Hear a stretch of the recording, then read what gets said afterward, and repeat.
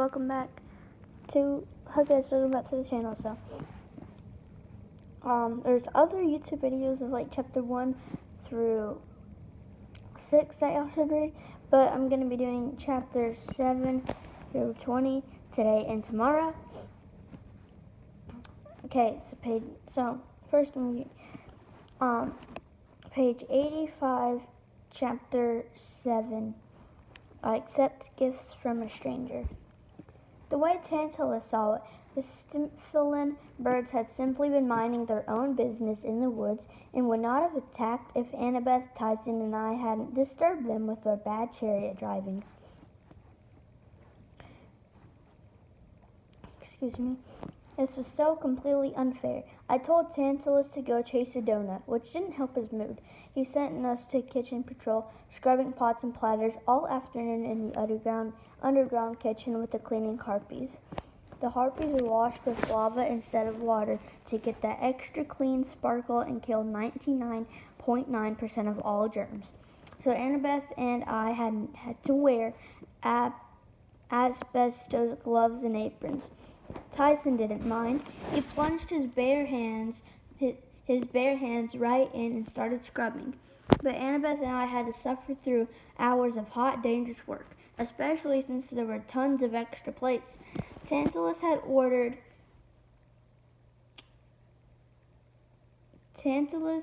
a special luncheon banquet to celebrate Clarice's chariot victory, a full-course meal featuring country-fried Stymphalin deathbird.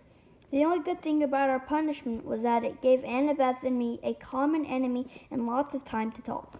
After listening to my dream about Grover again, she looked like she might be starting to believe me. If he's really found it, she murmured, and if we could retrieve it. Hold on, I said. You act like this. Whatever it is Grover found is the only thing in the world that could save the camp. What is it? I'll give you a hint. What do you get when you skin a ram? Messy? She sighed. A fleece. The coat of a ram is called a fleece. And if that ram happens to have golden wool, the golden fleece. Are you serious? Annabeth scrapped a plateful of deathbird bones into the lava. Percy, remember the Grey Sisters? They said they knew the location of the thing you seek, and they mentioned Jason.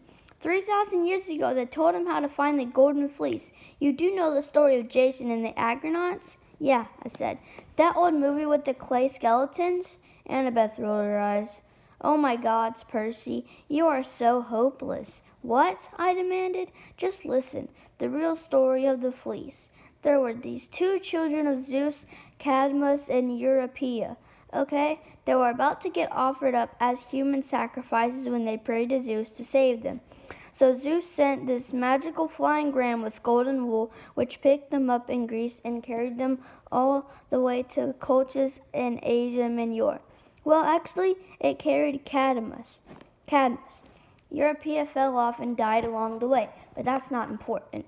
It was probably important to her. The point is, when Cadmus got to Colchis, he sacrificed the golden ram to the gods and hung the fleece in a tree in the middle of the kingdom. The fleece brought prosperity to the land. Animals stopped getting sick. Plants grew better. Farmers had bumper crops. Plagues never visited. That's why Jason wanted the fleece. It can revitalize any land where it's placed. It cures sickness, strengthens nature, cleans up pollution. It could cure Thalia's tree. Annabeth nodded, and it would totally strengthen the borders of Camp Half-Blood. But Percy, the fleece has been missing for centuries. Tons of heroes have searched for it with no luck. But Grover found it, I said. He went looking for Pan, and he found the fleece instead because they both radiate nature magic. It makes sense, Annabeth. We can rescue him and save the camp at the same time. It's perfect. Annabeth hesitated. A little too perfect, don't you think? What if it's a trap? I remembered last summer how Kronos had manipulated our quest. He'd almost fooled us into helping him start a war that would have destroyed Western civilization. What choice do we have? I asked. Are you going to help me rescue Grover or not? She glanced at Tyson, who'd lost interest in our conversation and was happily making toy boats out of cups and spoons in the lava. Percy, she said under her breath, we'll have to fight a Cyclops. Polyphemus, the worst of the Cyclops, and there's only one place his island could be. The Sea of Monsters. Where's that? She stared at me like she thought I was playing dumb. The Sea of Monsters. The same sea Odysseus sailed through and Jason and Aeneas and all the others. You mean the Mediterranean? No. Well, yes, but no. Another straight answer. Thanks. Look, Percy, the Sea of Monsters is the sea all heroes sail through on their adventures. It used to be in the Mediterranean. Yes, but like everything else, it shifts locations at the west center of power shifts. Like Mount Olympus being above the Empire State Building, I said, and Hades being under Los Angeles? Right. But a whole sea full of monsters? How could you hide something like that? Wouldn't the mortals notice weird things happening? Like ships getting eaten and stuff? Of course they notice. They don't understand, but they know something is strange about that part of the ocean. The Sea of Monsters is off the east coast of the U.S. now, just northeast of Florida. The mortals even have a name for it, the Bermuda Triangle. Exactly. I let that sink in. I guess it wasn't stranger than anything else I learned since coming to Camp Half-Blood. Okay, so at least we know where to look. It's still a huge area, Percy. Searching for one tiny island in monster-infested waters? Hey, I'm the son of the sea god. This is my home turf. How hard can it be? Annabeth knit her eyebrows. We'll have to talk to Tantalus, get approval for a quest. He'll say no. Not if we tell him tonight at the campfire in front of everybody. The whole camp will hear. They'll pressure him. He won't be able to refuse. Maybe. A little bit of hope crept into Annabeth's voice.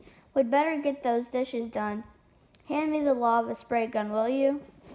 That night at the campfire, Apollo's cabin led the sing-along. They tried to get everybody's spirits up, but it wasn't easy after that afternoon's bird chat. We all sat around a semicircle in front of stone steps, singing half-heartedly and watching the bonfire blaze while the Apollo guys strummed their guitars and picked their lyres. We did all the standard camp numbers down by the Aegean. I am my own great-great-great-great-great-grandpa. This land is Minnow's land. The bonfire was enchanted, so the louder you sang, the higher it rose, changing color and heat with the mood of the crowd. On a good night, I'd seen it 20 feet high, bright purple, and so hot the whole front row's marshmallows burst into flames. Tonight the fire was only 5 feet high, barely warm, and the flames were the color of lint.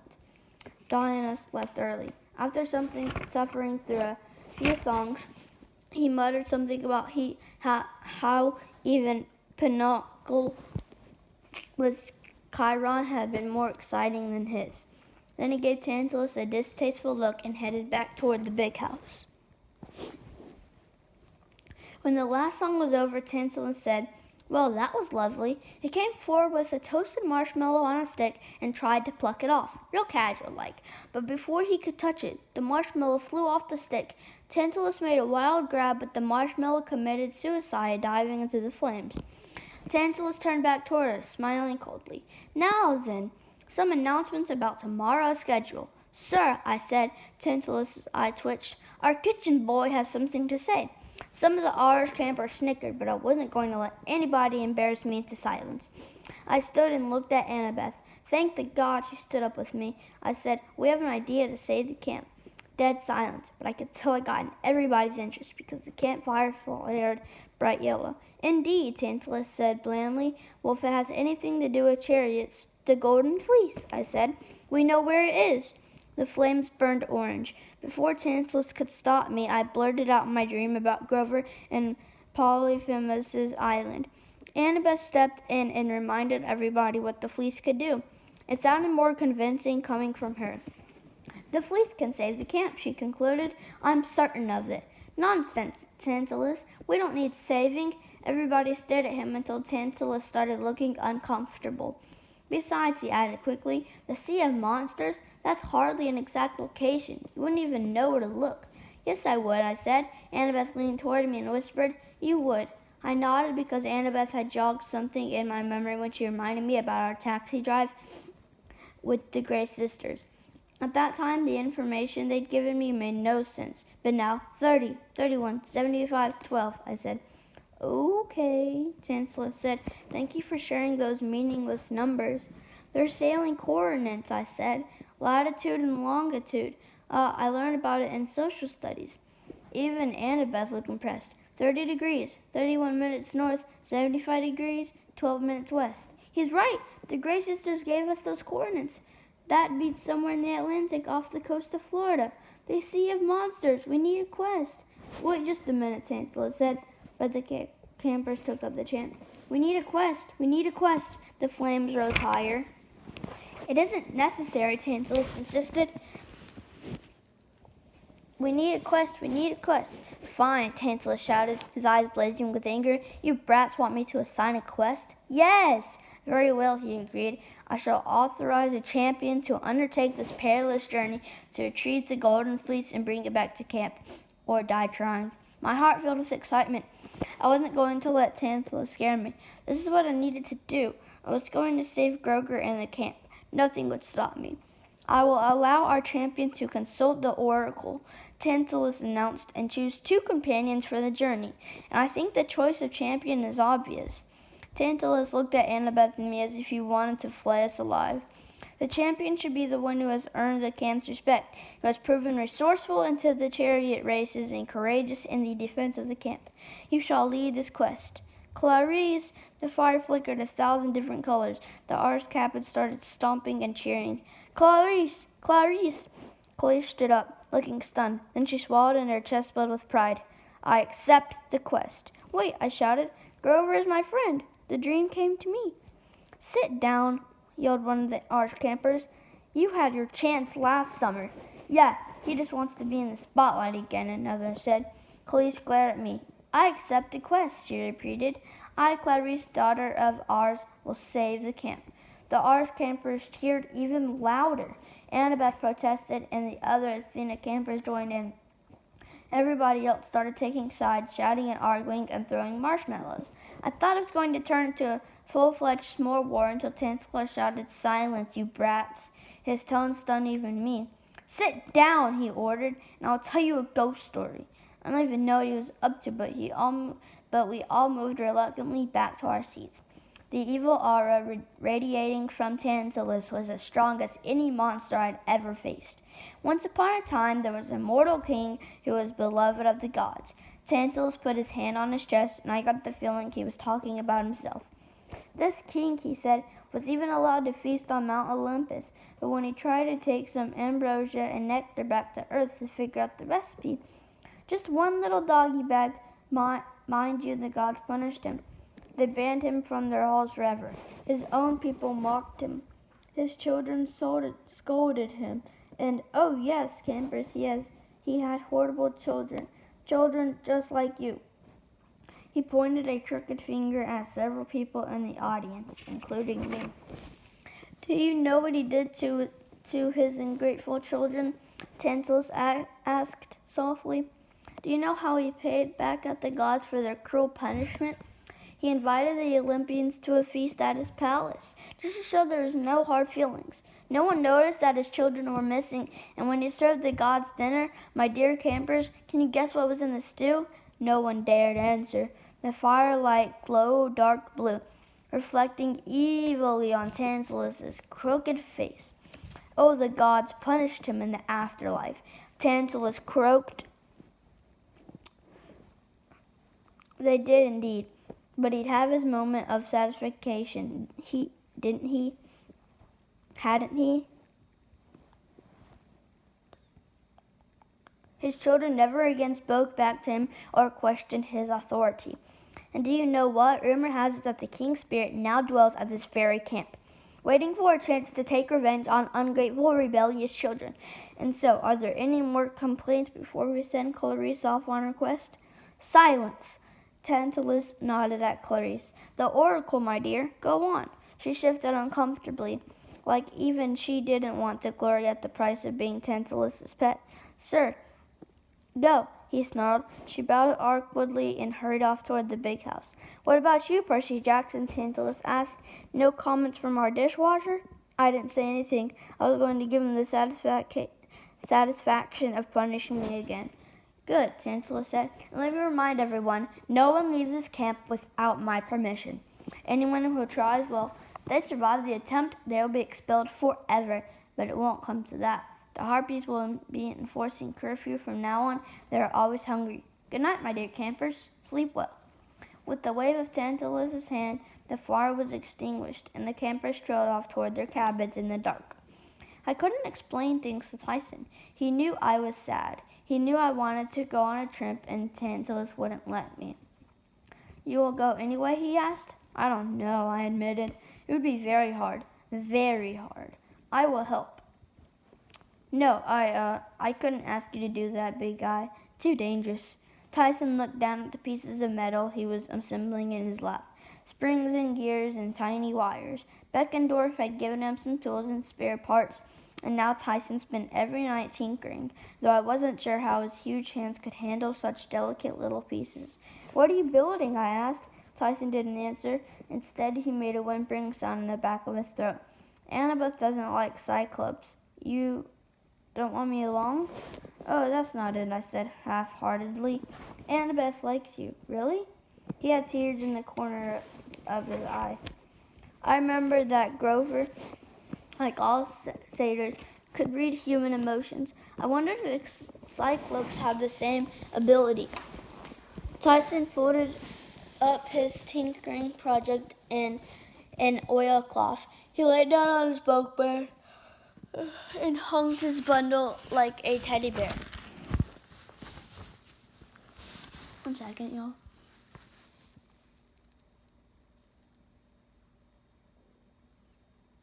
When he turned toward the wall, I could see the weird scars on his back, like somebody had plowed over him with a tractor. I wondered for the millionth time how he'd gotten hurt. Daddy always cared for me, he sniffled. Now, I think it was mean to have a Cyclops boy. I should not have been bored. Don't talk that way, Poseidon claimed you, didn't he? So, he must care about you. A lot. My voice trailed off as I thought about all those years Tyson had lived on the streets of New York in a cardboard refrigerator box. How could Tyson think that Poseidon had cared for him? What kind of dad let that happen to his kid, even if his kid was a monster?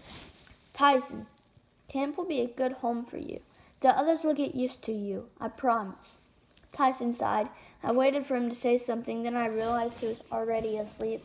I lay back on my bed and tried to close my eyes, but I just couldn't. I was afraid I might have another dream of Grover. If the empathy thing was real, if something happened to Grover, would I ever wake up? The full moon shone through my window. The sound of the surf rumbled in the distance. I could smell the warm scent of the strawberry fields and hear the laughter of the dryads as they chased Alice through the forest. But something felt wrong about the night. The sickness of Thalia's tree spreading across the valley. Could Clarice save Half-Blood Hill? I thought the odds were better of me getting a Best Camper award from Tantalus. I got out of bed and pulled on some clothes. I grabbed a beach blanket and a 6-pack of Coke from under my bunk. The Cokes were against the rules. Now outside, snacks or drinks were allowed. But if you talked to the right guy in Hermes' cabin and paid him a few golden drachma, he could smuggle in almost anything from the nearest convenience store. Sneaking out after curfew was against the rules too. If I got caught, I'd either get in big trouble or get eaten by the harpies. But I wanted to see the ocean. I always felt better there. My thoughts were clear. I left the cabin and headed for the beach. I spread my blanket near the surf and popped open a Coke. For some reason, sugar and caffeine always calmed down my hyperactive brain. I tried to decide what to do to save the camp, but nothing came to me. I wish Poseidon would talk to me, give me some advice or something. The sky was clear and starry. I was checking out the constellations Annabeth had taught me. Sagittarius, Hercules, Corona Borealis, when somebody said, "Beautiful, aren't they?" I almost spewed soda. Standing right next to me was a guy in nylon running shorts and a New York City Marathon t-shirt. He was slim and fit with salt and pepper hair and a sly smile. He looked kind of familiar, but I couldn't figure out why. My first thought was that he might be taking a midnight jog down the beach and strayed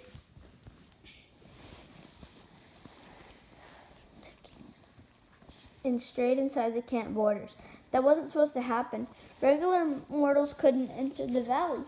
But maybe with the tree's magic weakening, he'd managed to slip in. But in the middle of the night, there was nothing around except farmland and state preserves. Where would this guy have jogged from?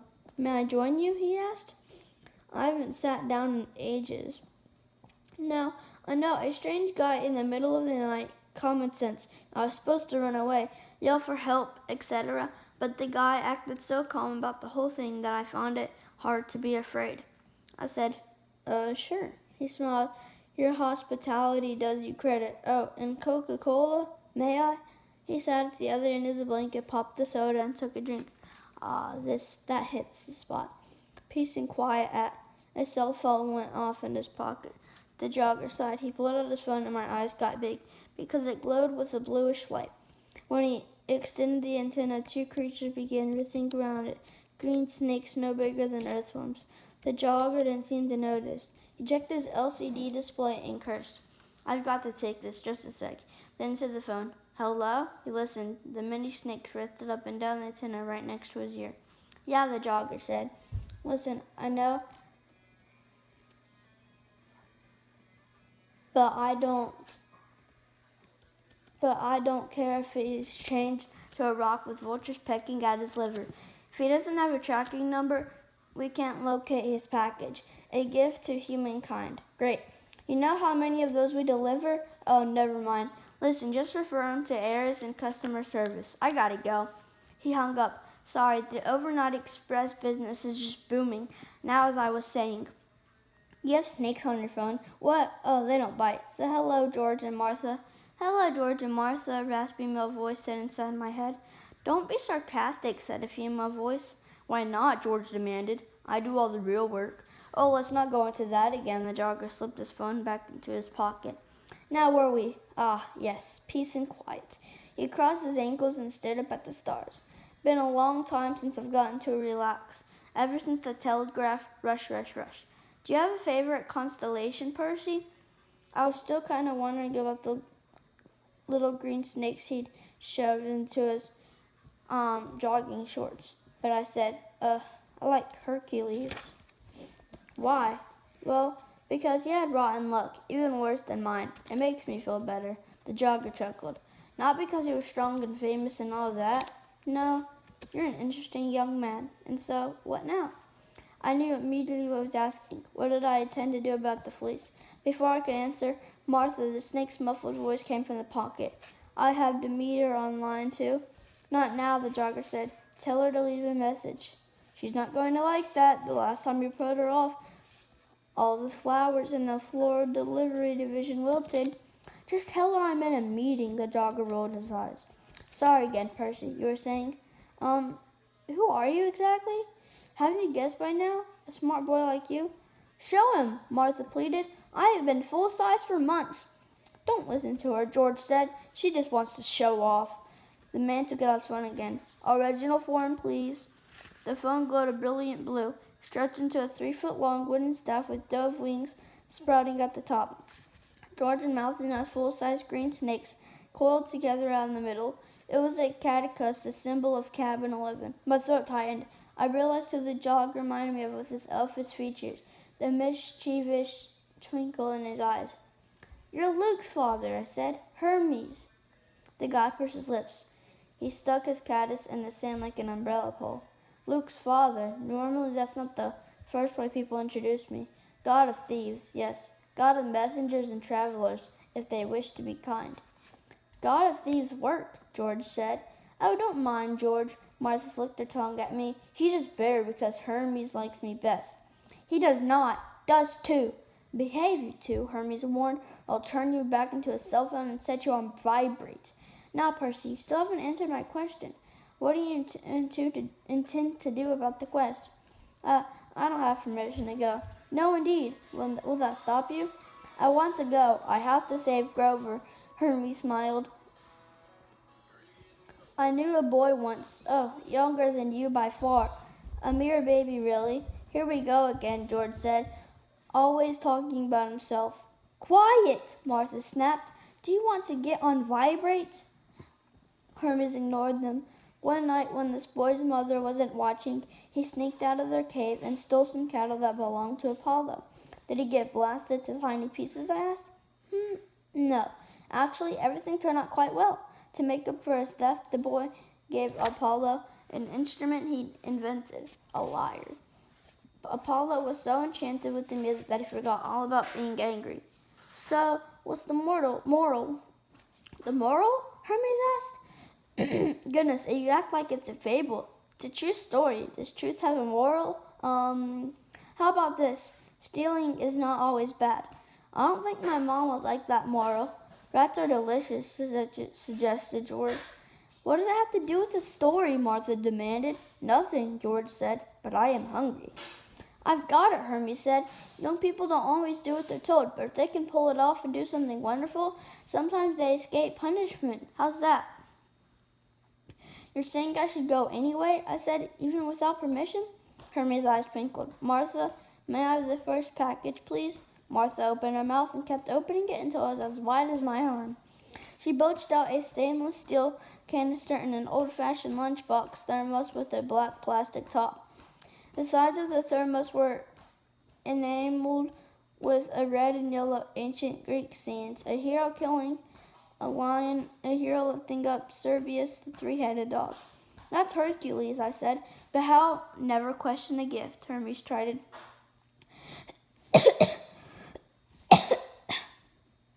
Excuse me. This is a collector item from Hercules Busts Heads. The first season, Hercules Busts Heads. Great show, Hermes sighed. Back before Hephaestus TV was all reality programming. Of course, the thermos would be worth much more if I had the whole lunchbox, or if it hadn't been in Martha's mouth, George added. I'll get you for that. Martha began chasing him around the cactus. Wait a minute, I said. This is a gift? One of two. Hermes said, go on, pick it up. I almost dropped it because it's freezing cold on one side and burning hot on the other. The weird thing was when I turned the thermos to the side facing the ocean north was the cold side. It's a compass, I said. Hermes looked surprised. Very clever. I never thought of that. But its intended use is a bit more dramatic. Uncap it and you release the winds from the four corners of the earth to speed you on your way. Not now. And please, when the time comes, only unscrew the lid a tiny bit.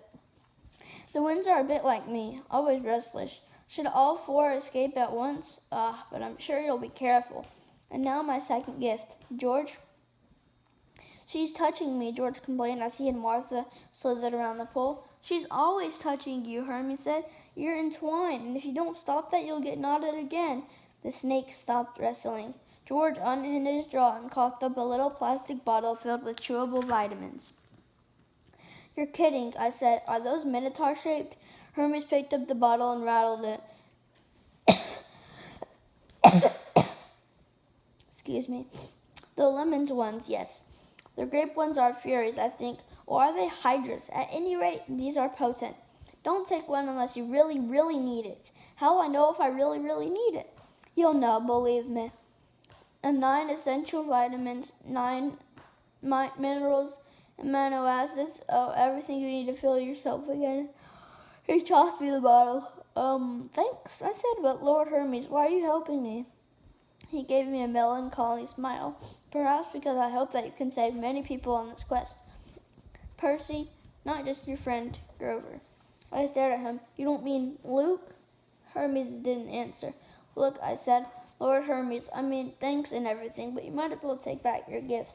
Luke can't be saved. Even if I could find him, he told me he wanted to tear down Olympus stone by stone.